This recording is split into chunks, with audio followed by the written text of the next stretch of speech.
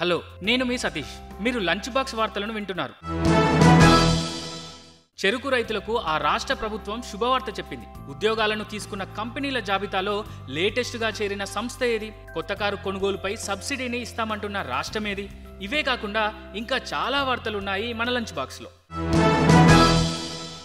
ఉత్తరాఖండ్ చెరుకు రైతులకు శుభవార్త.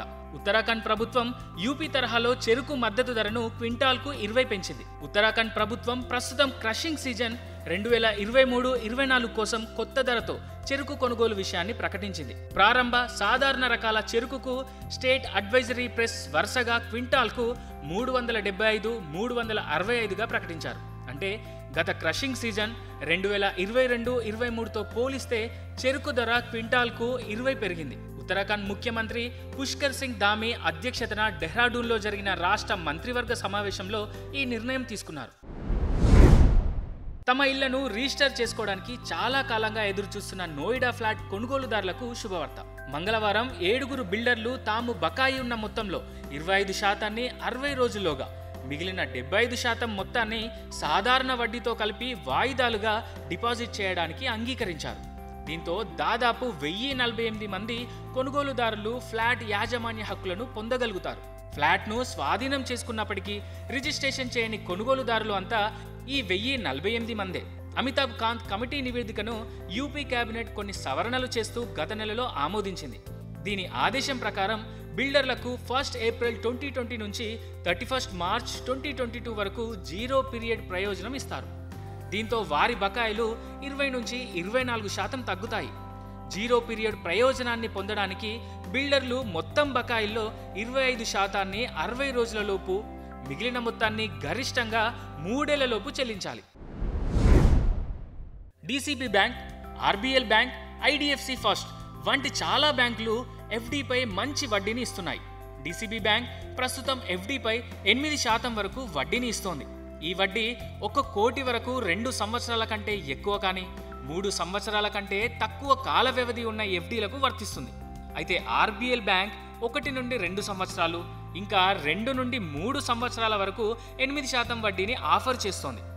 ఐడిఎఫ్సి ఫస్ట్ బ్యాంక్ ఎఫ్డీపై 4.50% నుంచి 7.75% వరకు వడ్డీని అందిస్తోంది. 1 కోటి రూపాయల వరకు ఎఫ్డీకి అత్యధికంగా 7.75% వడ్డీ 1-2 ఏళ్లు, 2-3 సంవత్సరాల కాల వ్యవధిపై ఉంటుంది.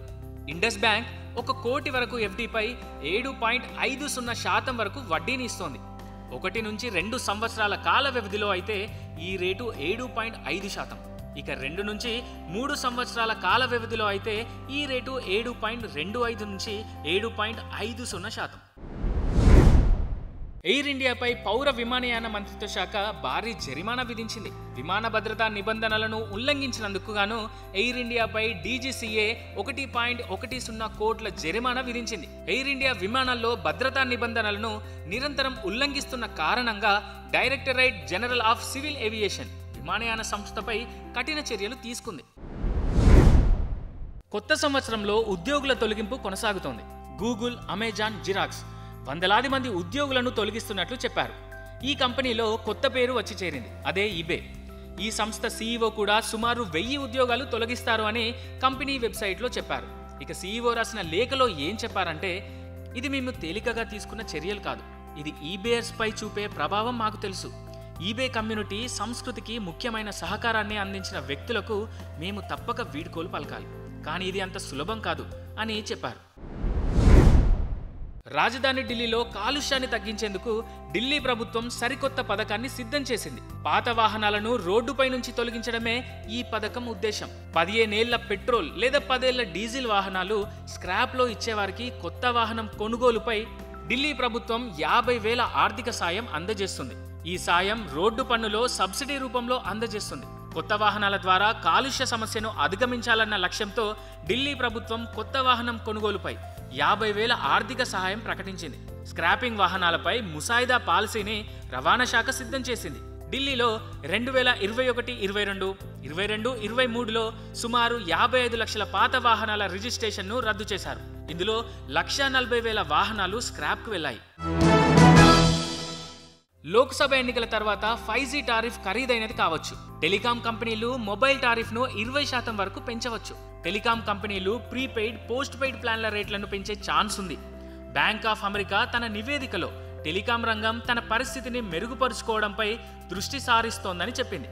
టెలికాం రంగం పరిస్థితి బాలేదని, రెవెన్యూలో లాస్ వస్తున్నా పెరుగుతున్న పోటీని, కస్టమర్లు దూరం అవుతున్నారన్న భయంతో ఉన్నాయి. మొబైల్ టారిఫ్ ధరలను సవరించడం కత్తి మీద సామే. చివరగా నవంబర్ 2021లో టారిఫ్లు పెరిగాయి.